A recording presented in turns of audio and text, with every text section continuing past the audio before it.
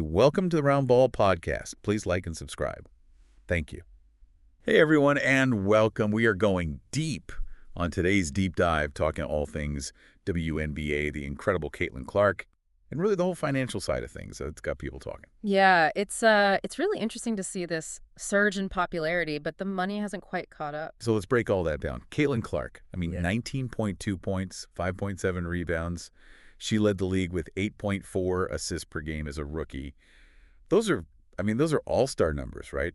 What are we even looking at historically with a rookie season like that? Oh, it's phenomenal. I mean, we're talking about one of the most dominant rookie seasons in WNBA history. It puts her in a category like Cynthia Cooper, Candace Parker, their rookie seasons. But I think even more significant than the numbers themselves is just how her style of play really translated into fan excitement. You're talking about the Caitlin Clark effect. Exactly. The Indiana Fever went from near the bottom of the league in attendance to breaking all-time records, like averaging over 17,000 fans per game. That's insane. It's almost unheard of, especially for a team that, frankly, hadn't been a huge draw in previous years. And it wasn't just Indiana. This season, the WNBA as a whole saw a record 2.3 million fans attend games, the highest attendance in the 12-team era. She's a bona fide superstar, and fans want to see her play. And it's not just in person either, Yeah. right? Talking about TV viewership, I know some of those Iowa games with her were breaking viewership records too. Did that carry over? Absolutely. ESPN reported their 7 highest-rated WNBA games ever this past season. And guess what? Caitlin Clark and the Fever played in every single one. It's like she's captivating audiences on a whole new level. Okay, so we've got packed arenas, TV ratings through the roof. You would think that the league would be just rolling in it, right? Well, that's where it gets interesting. Despite all the success, the WNBA is projected to lose around $50 million this year. Wait, seriously, they're losing money. With all this excitement, how is that even possible? Is it just not enough people know about it? It's a little more complicated than that. While awareness is a factor, the league really needs to find a way to convert this newfound attention into consistent revenue. And to do that, they've got to keep people engaged year-round, not just during the season. Yeah, and keeping fans engaged throughout the year. You know, what do fans want? Merchandise opportunities to really connect with players, exciting content during the off-season. Yeah, you're speaking my language. A killer merch line with a player like Clark would be everywhere. Yeah. But haven't there been whispers that the WNBA needs to sort of up its game? Not even just marketing, but the actual on-court product. That's the million-dollar question, right? You know, there are definitely people out there saying that the WNBA needs to maybe adapt its rules, even its style of play, to appeal to a wider audience. You know, maybe faster-paced games. Some people have even floated the idea of tweaking some rules to emphasize scoring, things like that, to try to attract maybe some more casual viewers. Yeah, I get that. I feel like that's also kind of a slippery slope, though. You don't want to alienate your core fan base while trying to get new viewers. Totally. It's a tough balance to strike. And let's not forget, the WNBA has made some pretty significant strides in terms of the on-court product. I mean, the level of athleticism and skill we're seeing now is it's through the roof compared to even a few years ago. You're right. The talent in the WNBA is ridiculous.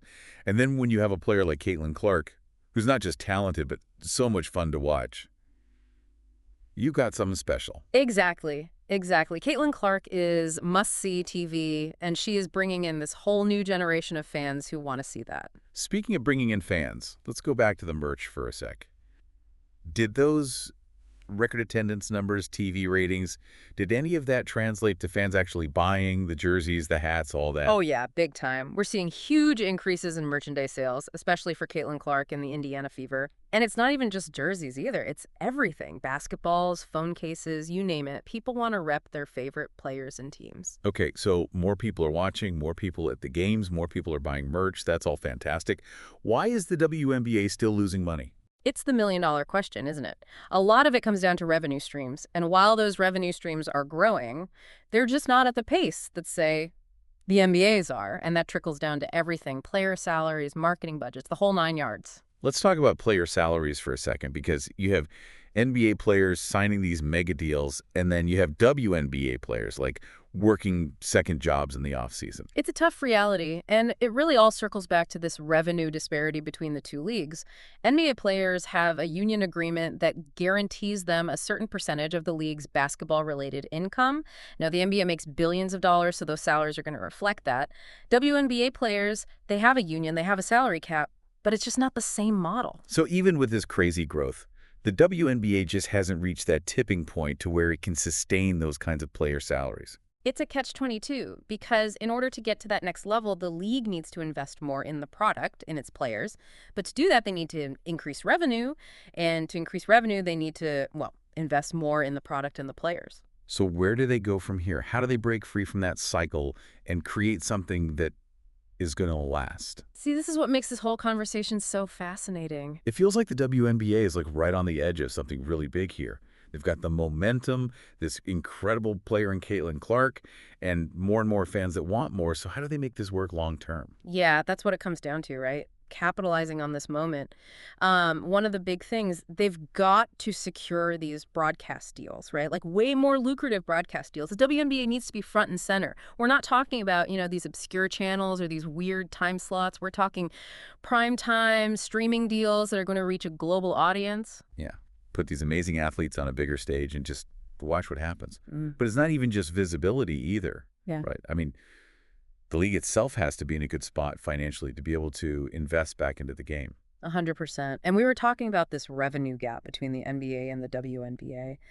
To bridge that gap, it's going to take some out-of-the-box thinking. I've heard people talk about bringing in more independent investors, people who are specifically passionate about women's sports. Other people have talked about really leaning into these brand partnerships, companies that, their values align with the WNBA, right? This idea of empowerment, diversity. Those are some interesting ideas for sure.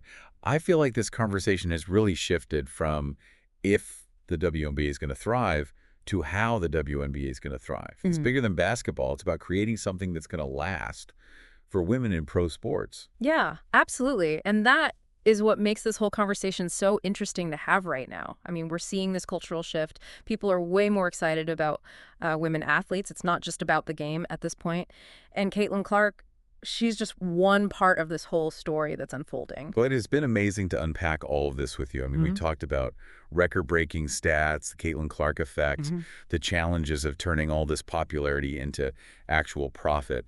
And really the big question, what happens next? And, we've only scratched the surface here. There are so many possibilities for the WNBA. It's going to be really exciting to see where the league goes from here. A lot to think about. Thanks for joining me on this deep dive. It's been awesome. See you next time.